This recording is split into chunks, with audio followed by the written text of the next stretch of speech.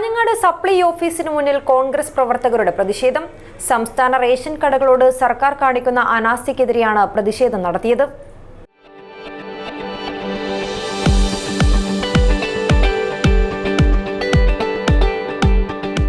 കരുതലിന്റെ കാവൽ ഇനി ഇവിടെ.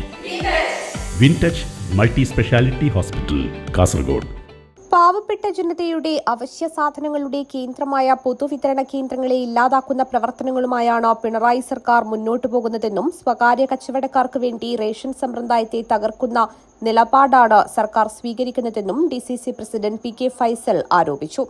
സംസ്ഥാനത്തെ റേഷൻ കടകളിൽ അവശ്യ സാധനങ്ങളുടെ ദൗർബല്യം രൂക്ഷമായ സാഹചര്യത്തിൽ പാവപ്പെട്ട ജനങ്ങളെ ദ്രോഹിക്കുന്ന സർക്കാരിന്റെ നടപടിയിൽ പ്രതിഷേധിച്ചുകൊണ്ട് KPCCയുടെ ആഹ്വാനപ്രകാരം കാഞ്ഞങ്ങാട്, നീലേശ്വരം, ഉദുമ ബ്ലോക്ക് കോൺഗ്രസ് കമ്മിറ്റികളുടെ സംയുക്താഭിമുഖ്യത്തിൽ ഹോസ്ദുർഗ് താലൂക്ക് സപ്ലൈ ഓഫീസിന് മുന്നിൽ നടത്തിയ പ്രതിഷേധ പ്രകടനവും ധർണാസമരവും ഉദ്ഘാടനം ചെയ്ത് സംസാരിക്കുകയായിരുന്നു അദ്ദേഹം. കഴിഞ്ഞ ഒരു മാസക്കാലം ഈ മേഖലകളിലെല്ലാം റേഷൻ ഷോപ്പുകളിൽ, സപ്ലൈകോയിൽ, മാവേലി സ്റ്റോറുകളിലെല്ലാം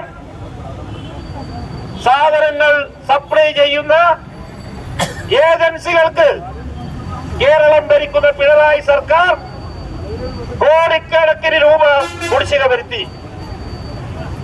റേഷൻ ഉടമകൾക്ക് കമ്മീഷൻ ഇനത്തിൽ കോടി രൂപ കൊടുക്കാൻ ബാക്കിയുണ്ട്.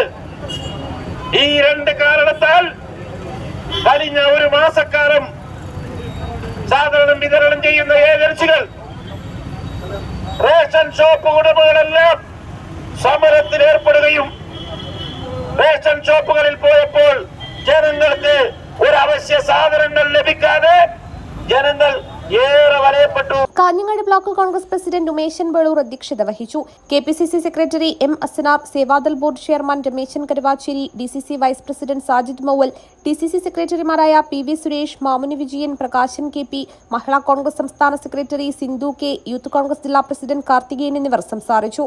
മടിയൻ ഉണ്ണികൃഷ്ണൻ സ്വാഗതവും KV വിജയൻ നന്ദിയും പറഞ്ഞു.